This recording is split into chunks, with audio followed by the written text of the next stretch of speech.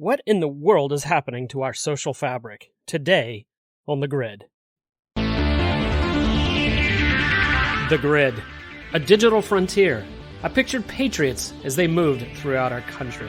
Do they look like individuals or small business? Were the rallies like church? I keep dreaming of a world I hope to one day see. And then, today, I got in. Hello, fellow Americans. This is Chris Kuhlmann, your host with the Kingdom Patriot Group. Welcome to The Grid, where faith, politics, and commerce intersect. If you're a business owner, you know hiring quality team members is a real challenge. And a bad hire can destroy workplace culture and cost you tens of thousands of dollars to unwind. That's why we use Red Balloon. They specialize in connecting job seekers and employers with aligned values without all of that woke nonsense. Over 15,000 job seekers visit redballoon.work every single week, looking for businesses that won't force them to pledge allegiance to a bunch of liberal policies. Every job seeker on Red Balloon pledges to pursue excellence in their work, create success for themselves and their employer, and avoid bringing personal political agendas into the workplace. At redballoon.work, learn about the packages for entrepreneurs, small businesses, larger enterprise businesses, and even a recruiter service to help you find the right people. Finding the right people can make or break your company's future. Check out redballoon.work today. Welcome to this week's News in Review. Well, if you were paying attention at all last week, you would see that President Trump destroyed a CNN moderator at a town hall meeting. Now, some love this, some hate it when Trump says to the moderator, "You're just a nasty person." Personally, I fall into the latter category. I don't think Trump really needed to say this. Any honest American could see that the moderator was being a jerk. Sometimes you really don't need to point out the obvious. But I do love the paradox at work here. The liberals want Trump destroyed, but the liberals also want Trump to win the primary so Republicans will lose the election. Because this was a campaign event for Trump, those two things collide. The moderator's success would mean Trump's failure, and the moderator's failure would mean Trump's success. I love watching the dog chase the tail on this one. Also this week, Trump was found guilty in a sexual civil case, and he was particularly found guilty of battery and defamation. Now, I don't need to go into all the details of this, but there are so many problems with this case. It's more than 30 years old. The Trump defense was not allowed to bring pertinent evidence to the accuser's credibility. You know, regardless, I don't know if Trump is innocent or guilty. That's really not for me to decide or determine. But the way at which everyone is coming after him seems like we're in a banana republic. When I think of Bragg in New York, when I think of all of these people that are coming after him, it is an unending slew of attacks. Okay, switching to, this is a very disturbing story, quite frankly, but it's also not surprising. And it has to do with America's youth. And this is a perfect example of liberals completely gone awry. You give them an inch and they'll take a mile. Do you remember when marijuana was labeled as less harmful than alcohol? It's needed for pain management of cancer patients. That's what they said. Then it became, well, recreational use is okay, and just on and on. And one of my favorites, because it's illegal, well, that's part of the allure. If you legalize it, people won't be so enamored into using it. Yet, at the same time, medical professionals were throwing up their hands and saying they were very worried that this was a gateway drug, meaning it would open the doors to more sinister and harmful drugs. Well, guess what? The verdict is in. We have a lot of data now. Usage rates have reached record highs among those who are most vulnerable to marijuana's long-term health effects. The National Institute on Drug Abuse warned that past year, past month, or daily marijuana use, which they describe as 20 or more times in a 30-day period, reached the highest levels ever recorded among those aged 19 to 30. And the percentage of 8th, 10th, and 12th graders who use marijuana daily has more than tripled in the last 30 years. Tripled, folks. Daily marijuana use is indicative of marijuana use disorder. Yeah, I love that. It means addiction to marijuana. It's drug addiction, folks, in case you didn't catch that. 1.3 million individuals, minors between the ages of 12 and 17, are addicted to marijuana. They account for almost half of all the users. Legalization is associated with a 25% increase in marijuana use disorder. Do you think Did you think that legalizing it was going to actually make it less addictive? I mean, come on, people. Not only have usage rates increased, but potency and addiction have increased, and the adverse effects have also increased. More than 70,000 minors had to have emergency room visits for marijuana-related instances in 2021. The industry told parents and politicians, we're not going to target your kids. Well, that turned out to be false, too. From Pop-Tarts to Stony Patch Kids, there's all kinds of edibles that are being used now with high-potent THC, and it looks just like traditional snacks. So, not surprisingly, between 2017 and 2021, there was a 1,375% increase in in-home exposures to marijuana edibles for children under the age of 6. More minors are driving under the influence of marijuana than ever before. In 2021, 10.7 million people admitted to driving while under the influence of marijuana, including 1.5 million who were less than 20 years old. That's almost 2.5 times more minors on the road under the influence of marijuana than alcohol. Minors have also gravitated towards marijuana vapes and not just smoking the joints. In fact, there's all kinds of products that are engineered to include a near pure form of THC, which is highly addictive. Between 2017 and 20, the percentage of 12th graders who vaped increased from 10% to 22%, more than doubled. And if you look at 10th graders and 8th graders, it's almost exactly the same.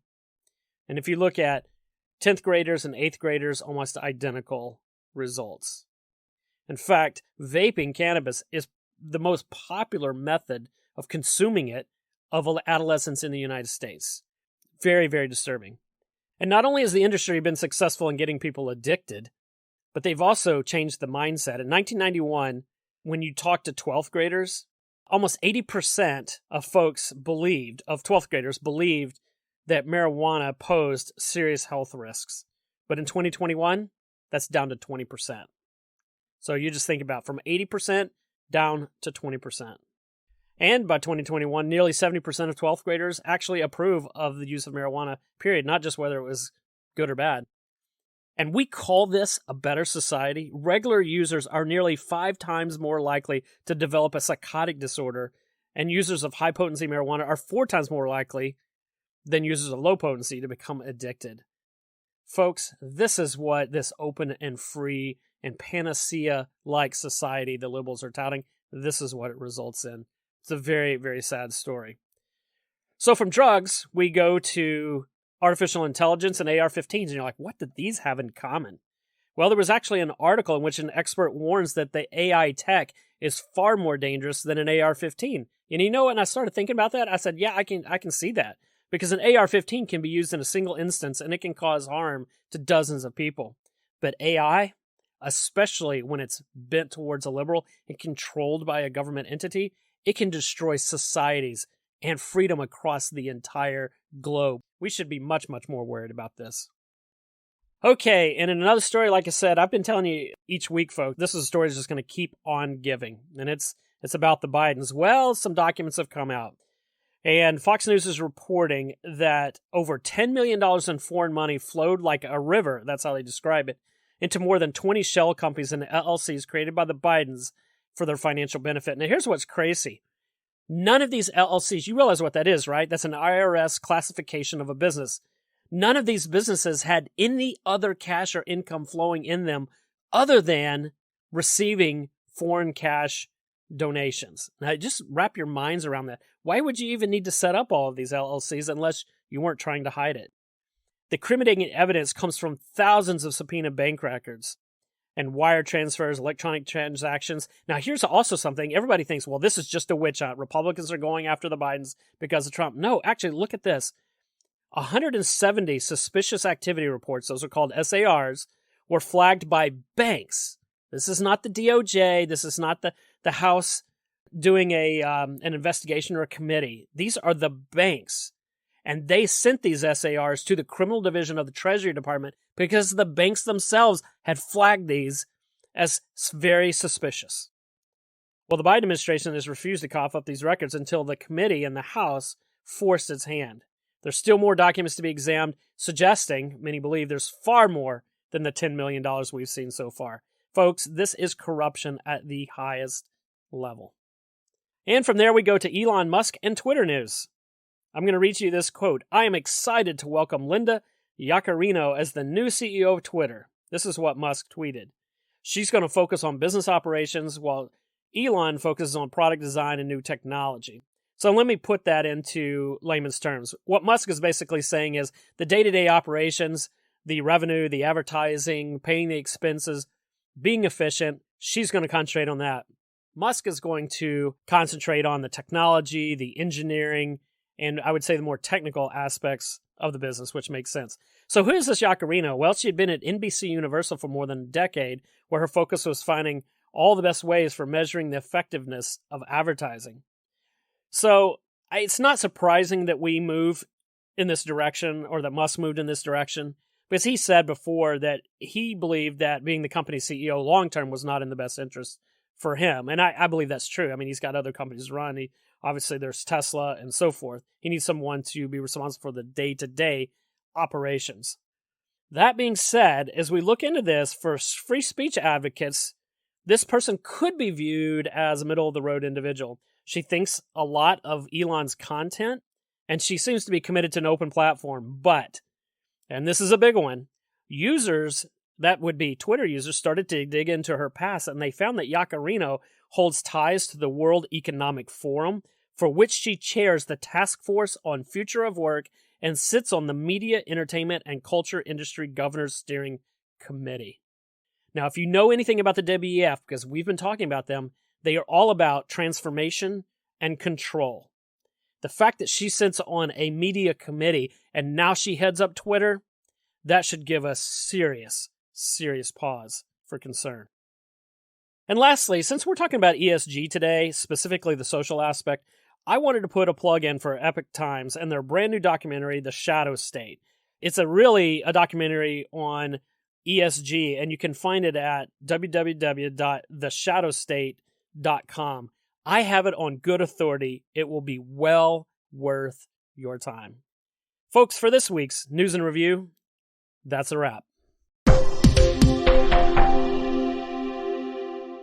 Okay, to really understand what is happening to our social fabric, we actually go back to ESG. But today, instead of looking at the religion of environmentalism, we're actually going to look at the S in SG, which is the social, some would say socialism. It is the social components of ESG. And the S, the social contagion, if you will, has gone from you must not do to you must do these things. So there are some really great resources such as PwC. A lot of people know who this is. This is PricewaterhouseCoopers. They're a consulting firm. There's many others where they talk about ESG, and specifically, they dive into the social part. But in short, the S just means to take into account social considerations in the operations of your business. Last week, we talked about environmentalism, but now we get into the social aspects. So what qualifies as a social issue? This is probably what surprised me the most. In fact, it surprised me quite a bit. I expected LGBTQ plus type of issues, but I wasn't prepared for others that are quote-unquote social issues. So let's look into this a little bit. So besides the latest gender culture issues, social often includes DEI, diversity, equity, inclusion. It takes into account both local, regional, national politics. It includes an understanding of the labor market. It includes firearms. Yes, you heard that correctly. It looks at labor strikes and workforce shortages, controversies that damage an organization's reputation. That's an important one. Stakeholder safety, geopolitical conflicts, and supply chain. Remember when we introduced you to ESG, we talked about stakeholder capitalism? The idea that your primary responsibility is your stakeholders, not your shareholders? Anyway, I continue. The S includes complex social dynamics from surges in online public opinion and company boycotts by different groups, all the way to affecting long-term shifts in consumer preferences. These social factors are not as complex and as abstract as they might sound as we kind of read through these. So let's, bring you some more real-world examples. Walmart became a more palatable, if you will, choice for socially minded investors after it announced that it would restrict the types of firearm ammunition that it sells. This is a couple years ago. And this was reported by the S&P Global Market Intelligence. beyond any political points it might have scored in the wake of some of the high-profile shootings. In fact, it happened at 2 of their company stores. It's saying that it reduced the risk that selling ammunition posed to the company's image. Remember, one of the items we just talked about was your reputation. So it's not what's right and what's wrong. It's we've just got to make sure that we have a good reputation. There was obviously quite a bit of pushback against Walmart for doing that. I know I personally was very frustrated. But the S&P Global Market Intelligence found that people at the end were more likely to shop at Walmart on average after this change was announced. Now, I don't know if that's really true or not. I think you would actually have to look at their data to see that their same stores' sales year over year can grow at a higher rate than they did prior to this. But I haven't seen the data, so I can't really comment. But these social factors, they don't just depend on how consumers will judge a company's behavior. Even things like geopolitical events fall under this ESG investing in conflict type of analysis. In fact, it can cause companies and prevent them from producing or distributing their products in certain markets. So an example might be the September drone attack, again, a couple years ago, in an oil refinery in Saudi Arabia. It temporarily halted 5% of the worldwide oil production. And many people analyzed after this event, and they brought up questions like the likelihood of prolonged conflict. How does this impact socially minded investing? And so these S&P Global ratings looked at these kinds of things, and they basically saw that oil and gas companies tended to have high exposure to social factors. Why? Because so many people hate fossil fuels, and they talk about it all the time. And so that when you have these accidents, it gives serious damage to an organization's reputation. And often it influences or impacts governmental policy because government is not immune to those same pressures, those same pushbacks, those same reputational issues. So also labor issues fall under this. Again, that was probably one of the more surprising. So sometimes the labor disputes, they have an impact. They challenge the way businesses operate. I mean, that's pretty obvious. But if you think about automobile workers striking, it can result in all kinds of broader economic trends. American retailers have been spending more on seasonal workers. And what happens is that they identify a work shortage. They end up hiring people earlier than they otherwise would. Now, most of this you look at and you go, okay, that makes sense. They're taking into account the people they hire, what the labor market looks like. That's all considered part of this social issue. So, I mean, as we look at that, simply the market's going to reward those companies that minimize their exposure to social issues. At least that's what this article says. Now, I would disagree because I think I've seen companies respond in a slightly different way, which is the market will tend to reward those companies that maximize their progressive nature into these social issues. That's how I read it. So, as I read all of this, what comes to mind? How many of you want political conversations in your workplace that go way beyond the water cooler? I'm talking about that it becomes part of the policies of the company. It becomes the mantra, the taglines, the vision, the mission, the values, that it's all centered around these social issues. Because that's exactly what ESG requires. It does not allow anything less. It requires these discussions to be absolutely championed by the organization. So Walmart removed handgun ammunition from their shelves. That's a perfect example. I was very upset at Walmart. Why? Because Walmart's job is to sell the products that consumers want, and yet the pressure socially was to stop selling ammo. Even worse, it's still a sham. Walmart still sells various calibers of rifle ammunition, and it still sells rifles, just not handgun ammo. So in reality, ESG is a movement that requires you to espouse a certain secular worldview, and you must take up these issues or you will be punished. And these issues are almost exclusively liberal and often anti-biblical. So the golden child of the social part of ESG has another acronym. It's called DEI, Diversity, Equity, and Inclusion. This you have likely heard of. But did you know this is really a micro-component of ESG, albeit it's a big driver of the movement itself? So what is DEI? Well, we told you it's diversity, equity, inclusion, but it's actually an attempt to bring equal access and opportunity to minorities in the workplace. At least that's what it's called. But the problem with DEI, like all noble but completely misguided attempts at social change, morphs into something that goes far beyond that. What started as just a movement to make sure there was equal access ended up being indoctrination, not to just accept, but to support, but to champion every liberal social cause lest you be deemed a hater and a bigot. And I can tell you from my experience, the white conservative Christian is the most discriminated person in today's society.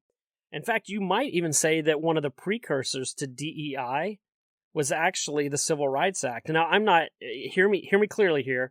I believe in equal rights. I do. But when you think about what resulted from the civil rights was affirmative action. And it's the affirmative action. I love what Justice Thomas says.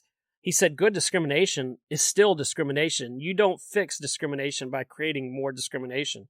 Yet, in essence, that's exactly what affirmative action did. Now, I'm not whining and complaining. I'm just trying to call out the truth. Social gender ideology, victimized mentalities, these are the most protected groups that exist today. So we create all kinds of programs to train on microaggressions and unconscious bias. And I'm not saying these things don't exist, but it has become a platform, the launch pad, if you will, for justified, legalized discrimination against traditionally held biblical, social, and family values. And the problem is that now it's become the standard, it's become the benchmark, it's the measuring stick for those who are accepted versus those who are vilified. And that's where it comes in regarding the ESG. Just like we talked about last week in your carbon score and your environmentalism score, so the same applies to the social, to the S in ESG. If your company doesn't have the right policies, positions, programs, people, and infrastructure, you are going to get hammered by your social score. And if your E score and your S scores are low, then overall, you've been marked. You've been targeted. You have been blacklisted, and you are now on the outside looking in. And that's what happens with this kind of ideology as it makes its way like a cancer into everything we do. Free speech? Gone. Free thought? Gone. Persecution? It's coming. Control? It's here. Like the E score, don't think for a moment this is relegated to the large business world. It's on its way to your local area. The government isn't just accepting this. They are promoting and championing these causes. It's why the military is having drag queen events for their soldiers. I'm telling you, it's more pervasive than you can possibly imagine, and it's not long before it becomes an individual application. Do you think that businesses are looking at their social media accounts and making hiring decisions on what they see? I guarantee you that's happening. Do you think for an instant a woke company that has two candidates and one has Facebook pictures of participating in the gay pride parade and the other has hunting photos? Which one do you think is going to get the job? It is so important to understand this movement. It is no different than the progressive nature of sin. Its appetite is insatiable. It will not stop. That is the definition of progressive. It never stops. It never gives up. It keeps creating pressure. It keeps moving forward. Okay, I see shared videos every day of 1-year-old Johnny falling asleep with his face in his birthday cake. If you can share that video, surely you can share the grid with your friends and neighbors. Post it on Facebook, like it on YouTube, share it on Twitter, email it, text it. Help us grow our audience. And for goodness sake, hit that like button and give us a 5-star rating when you listen. Thank you for joining the fight for faith and freedom. So I hope this helps you understand a bit now just how the destructive nature of ESG can be. It is a social contagion that is meant to divide, conquer, vilify, and destroy biblical values. Individuals won't say this because I think the movement is larger than any single individual. You won't hear me complain about individuals choosing this lifestyle or that one. But their choice is being used to promote Satan's agenda, which is to abandon God in every aspect of society. Fauci, Soros, Schwab, these folks do not live by faith, yet they are trying to change things on a global scale. They are ones that are making decisions that affect you and I. And while they operate at a global level, however, we have the opportunity where we can make a difference at a local level. Every single district attorney that's backed by George Soros, we should oppose. Brave folks like Riley Gaines, we should support. We need to boycott the NCAA and Disney and every other woke organization that believes that social destruction and DEI is the panacea of the future.